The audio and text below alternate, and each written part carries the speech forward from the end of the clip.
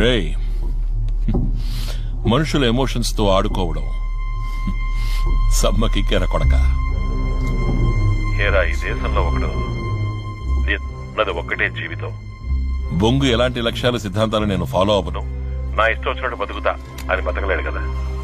ఏదో ఒక గుంపుతో కలిసి వాళ్ళు చెప్పిన దానికల్లా గొర్రెల మందులా తలాడిస్తూ వాళ్ళ సిద్ధాంతాలని నెత్తినేసుకుని మిగతా వాళ్ళతో గొడవ పడుతూ కొట్టుకుని చావాలి. అదే కరెక్ట్ కదా. రేయ్, నేను చాలా తప్పులు చేశాను, ఒప్పుకుంటాను.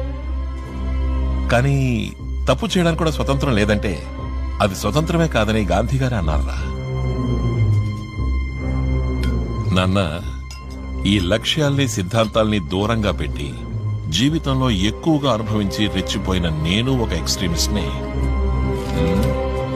ఏదో ఒక లక్ష్యాన్ని సిద్ధాంతాన్ని ఎక్కువగా బుర్రకెక్కించుకుని దాన్ని ఎదిరించిన వాణ్ణి జాలి దయా లేకుండా తొక్కేసే నువ్వు ఒక ఎక్స్ట్రీమిస్ట్వే. ఈ రెండూ తప్పే. మితంగా ఉంటేనే